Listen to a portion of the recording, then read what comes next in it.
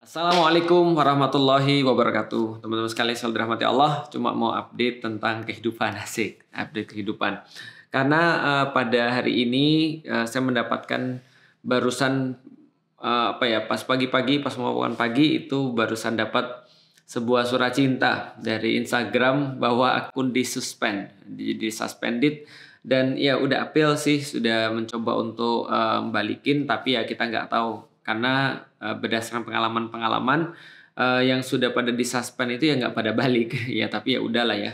Memang kita buat akun itu pada tahun 2011 kalau nggak salah ya, memang untuk dakwah. Jadi memang saya tuh kan memang kerjaannya di dakwah ya, pengangguran tapi kerjaannya di dakwah karena memang semenjak saya masuk Islam, saya merasa bahwasanya hidup saya ini saya coba untuk gunakan sebaik-baiknya untuk bekal nanti setelah nggak hidup lagi maksudnya. Nah karena itulah saya coba untuk menggunakan semuanya untuk dakwah fisabilillah. Karena itulah ketika kita mencoba untuk dakwah di dunia sosial media pada tahun 2007 kita mulai dengan buat Facebook. Waktu itu 2011 juga ada Twitter, kita mulai buat Twitter, bukan ada ya, baru terkenal Twitter, dan juga tentu saja waktu itu Instagram. Dan juga punya banyak sekali segala macam di platform-platform yang lain juga akun-akunnya. Dan kita ngelihat kan memang namanya platform sosial media itu akan berpindah dari satu tempat ke tempat yang lain. 2007 main Facebook dan Facebooknya itu hilang tahun 2019. Karena kenapa? Waktu itu Facebook bilang ada pelanggaran komunitas ya, kayak biasalah ya. Namanya kalau seandainya sudah ada yang nggak suka atau bermuatan politik ya langsung di take down. Dan take downnya itu banyak kan tentang problematika 212 waktu itu. Jadi postingan saya 212 di tahun 2019 itu langsung tiba-tiba sehari kena 3 take down. Wah itu sudah ciri-ciri ya, tanda-tanda ya. Postingan tahun 2016, 2017, 2018. Tiba-tiba langsung di 2019 itu baru dipermasalahin karena ikut 212 dan diposting di Facebook. Hilang dong fanpage yang sudah 5 juta. Kayaknya memang angka 5 itu menjadi sebuah angka ini ya, kayak apa ya? Kayak angka keramat ya. 5 juta hilang. Ya udahlah, kita pikir ya udah kita juga sudah nggak main Facebook lagi. Twitter waktu itu juga sudah mulai nggak dipakai lagi karena lebih banyak di Instagram. Nah, di Instagram mulai dari tahun 2011 sampai tahun 2023. Kalau Facebook kan 2007 sampai 2019 ya. Jadi kira-kira 12 tahun di Facebook. Kalau di Instagram dari 2011 sampai 2023. Hampir sama ya berarti ya. Ya kira-kira hampir segitu juga dan akhirnya juga disuspend. Kenapa? Karena ya sama sih, satu hari langsung 3 posting langsung hilang. Lalu kena suspend pada 2 hari berikutnya ya, hari ini, pagi ini. Kenapa? Karena banyak posting tentang Palestina. Tapi ya udahlah, itu cuma sekedar mengupdate saja. Yang paling penting, ada yang nanya, gimana rasanya? Gimana rasanya? Pas saya posting bahwa ini sudah disuspend, orang-orang bilang, sabar ya Ustadz, teruskan berjuang, sabar ya. Kayaknya tuh kita sedih banget. Emang rasanya kayak apa sih ketika akun yang sudah kita pakai lama, sudah 5,4 juta gitu kan ya, ada banyak sekali kenangan-kenangan yang ada di sana, semuanya jadi nggak terakses, semua foto-fotonya hilang, semua caption-captionnya hilang. Apa yang kemudian kita rasa? Yang pertama yang saya rasa tentu saja adalah sedih, memang betul. Sedih apa? Sedihnya dia tidak bisa lebih lama lagi melayani. Cuma itu aja sih, tapi dalam hati juga saya berpikir kayak hilang beban sebenarnya. Jadi karena memang semua di dalam hidup itu kan adalah beban ya. Dan kalau saya secara pribadi sih saya lebih apa ya? Lebih berpikir gini. Ada banyak orang-orang yang di luar sana, mereka itu menggunakan Facebooknya benar-benar untuk ma'isyah, benar-benar untuk pencarian, benar-benar untuk penghidupan, untuk nyari nafkah, untuk nyari makan. Ada di situ orang-orang yang jualan kue, ada orang-orang yang di situ ada make up, ada orang-orang di situ yang mereka itu public figure, ada orang-orang yang di situ adalah chef, ada orang-orang di situ adalah ya jualan secara umum. Mereka itu rela untuk menghiasi feed-nya dengan postingan-postingan tentang Palestina. Postingan-postingan pembelaan. Karena mereka ngerti bahwasanya yang menjadi lawan daripada kemanusiaan adalah misinformasi. Informasi yang salah daripada Israel. Gitu ya. Lalu kemudian mereka rela untuk menghabiskan feed mereka. Lalu mereka rela untuk tidak ngupload jualan mereka, atau bahkan tidak sedikit juga di antara mereka yang kena ban, kena suspend, nggak bisa live, nggak bisa posting, nggak bisa komen, padahal itu adalah mata pencaharian mereka. Dalam hati saya lebih merasa bahwa mereka ini yang lebih hebat daripada saya. Karena kenapa? Karena saya ketika buat akun itu memang saya nggak punya kepentingan lain.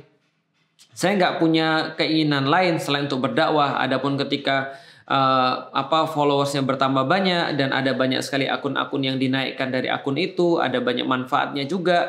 Kadang-kadang untuk promosi jualannya Ummu Alilah, kadang-kadang untuk promosi jualannya teman-teman yang lain, kadang-kadang untuk promosi jualan buku dan segala macam. Iya memang, tapi dari awal saya dari awal sudah meniatkan bahwa akun ini adalah untuk dakwah. Maka ketika akun itu disuspend karena postingan tentang Palestina, maka saya pikir ada bagian tertentu di dalam hati saya merasa lega.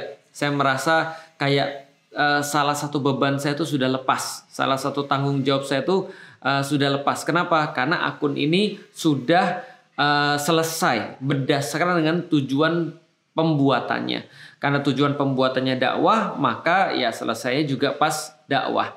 Maka saya pikir untunglah ini akunnya tidak selesai ketika saya mati lalu akun ini masih jalan. Kayak misalnya ada banyak orang-orang yang meninggal tapi akunnya masih ada.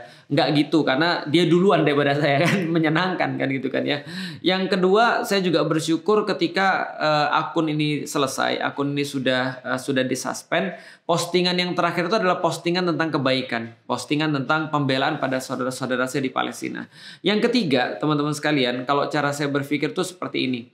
Ada orang bilang, Ustadz, apa Ustadz nggak sedih? Itu kan sayang banget akunnya, harusnya bisa dipakai untuk dakwah. Lah ya itu, karena saya membuat akun itu dipakai untuk dakwah, saya mencoba untuk berpikir begini. Ini cara saya berpikir. Saya mencoba untuk berpikir gimana kalau seandainya akun itu saya nggak pakai untuk membela saudara-saudara saya di Palestina. Saya juga sudah tahu bahwa postingan itu beresiko. Saya tahu bahwa apapun yang saya lakukan itu pasti akan berujung pada suspend. Dan kita udah tahu Instagram tuh berpihaknya pada siapa. Meta itu punya siapa. Kita udah tahu. Tapi kalau andaikan saya udah mengetahui semua dan saya nggak posting apapun dan saya nggak ngomong apapun, lalu akun itu tetap ada. Maka yang masalah bukan akun itu, tapi yang masalah adalah diri saya. Saya mungkin bisa jadi gila. Saya mungkin bisa jadi nggak normal. Saya mungkin depresi. Kenapa? Karena saya merasa ada yang bisa saya lakukan, tapi saya tidak mau atau tidak melakukannya. Atau tidak bisa melakukannya. Itu sayanya yang stres. Maka saya pikir ya udahlah, alhamdulillah ketika Allah mengambil satu hal, Allah pasti akan ganti dengan dua hal yang lain. Artinya adalah ketika satu cara itu tertutup, maka Allah akan gantikan dengan cara-cara yang insya Allah lebih baik daripada itu. Dan memang alhamdulillah kita juga sudah menyiapkan akun penggantinya sejak lama, sehingga ya masih bisa dilanjutkan walaupun kita nggak tahu sampai berapa lama. Nah, lalu apa yang harus kita lakukan setelah ini? Kalau saya secara pribadi ada beberapa insight yang bisa saya dapat daripada semua itu. Yang pertama, saya merasa sedih. Yang kedua, saya merasa malu. Karena kalau yang kita bicarakan itu cuma sekedar akun, maka orang-orang yang ada di Palestina, mereka berbicara bukan hanya tentang akun, mereka berbicara tentang harta mereka yang dirampas, mereka berbicara tentang kehormatan mereka yang diinjak-injak, mereka berbicara tentang darah-darah yang mengucur, jiwa-jiwa yang meregang tanpa ada pembenaran dan tanpa ada pembelaan, serta tanpa ada sesuatu keadilan. Nah, maka ini jauh sekali. Maka saya malu ketika melihat seorang bapak-bapak yang kemudian dia gendongin cucunya, lalu kemudian benar-benar dia sayang dan harus lepas nyawa itu di depan dia. Saya merasa malu karena yang saya korbankan baru cuma segitu, belum bisa mengorbankan yang lebih banyak lagi. Dan apa yang kita harus lakukan, memang Allah tuh Maha Adil. Selalu ada blessings in disguise. Selalu ada keberkahan di tengah-tengah kesengsaraan. Walaupun kita tidak pernah mengharapkan kesengsaraan itu, tapi seorang muslim yang baik tentu saja dia senantiasa akan bertanya-tanya, apakah yang menjadi pelajaran yang bisa kita ambil, atau apakah yang bisa kita syukuri daripada ketentuan-ketentuan yang Allah sudah berikan kepada kita. Maka apa yang bisa saya dapatkan? Dengan ini saya bisa jadi terbuka. Saya melihat peluang-peluang yang lain. Saya jadi lebih tahu bahwasanya saya merasa sedih ketika ini tidak bisa melayani saya lebih lama. Saya merasa sedih ketika saya nggak posting lebih banyak. Saya merasa sedih ketika saya nggak posting lebih bagus. Nah, ini menjadi pelajaran untuk akun-akun yang berikutnya atau langkah-langkah berikutnya yang akan kita lakukan. Lalu apalagi saya merasa, ingat nggak video saya Dear Allah I'm done. Itu saya kemudian seolah-olah kayak mengeluh kepada Allah bahwasanya 2023 ini adalah tahun yang paling sedih bagi saya, tahun yang paling sulit bagi saya. Karena tantangan-tantangan di bidang dakwah itu semakin meningkat, lalu kemudian ukhuwah yang tercerai-berai dan seterusnya. Tapi Allah langsung menjawab seolah-olah lewat peristiwa apa yang terjadi di Palestina pada saat ini. Palestina tidak hanya membuka mata dunia tentang kejamnya Israel dan tentang betapa hebatnya orang-orang muslim yang ada di sana. Mereka bertahan karena keimanan mereka. Bukan hanya itu, tapi apa yang dilakukan oleh saudara-saudara kita di Palestina itu membuka mata kita semuanya untuk lebih memedulikan Palestina dan juga agama kita. Bagi saya secara pribadi, ini menunjukkan kepada saya Allah menggunakan saudara-saudara saya di Palestina, menunjukkan kepada saya seperti apa persatuan itu bisa Allah wujudkan kembali bagi hamba-hambanya yang benar-benar berusaha dan menginginkan. Dan alhamdulillah, apapun yang pernah tercerai-berai, apapun yang pernah kemudian terkoyak, itu kemudian sedikit demi sedikit perlahan-lahan terajut kembali karena sama-sama mencintai Baitul Maqdis.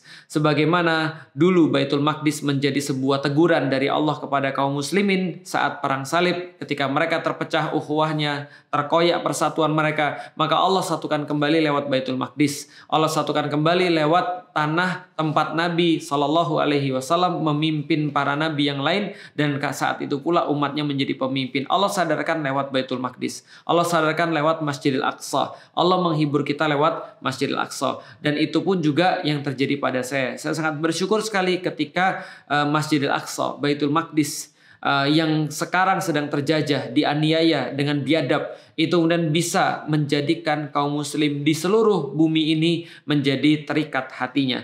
Maka yang kita lakukan besok-besok pastilah harus lebih baik lagi. Dan kita tidak pernah akan berhenti. Andai pun kita mundur, maka itu adalah untuk lebih banyak mengarah ke depan. Seperti panah yang ditarik untuk melesat lebih jauh dan lebih kuat. Andai pun kita berubah, berarti kita mencari cara yang lebih bagus. Kita mencari cara yang lebih efektif. Dan apa yang penting sekali untuk kita lakukan sekarang, saatnya ketika kita sudah mengeraskan suara kita dan kita sudah didengar oleh seluruh dunia, maka saatnya kita menyampaikan ide-ide kita. Saatnya kita menyampaikan seperti apa Islam itu bisa memimpin dunia.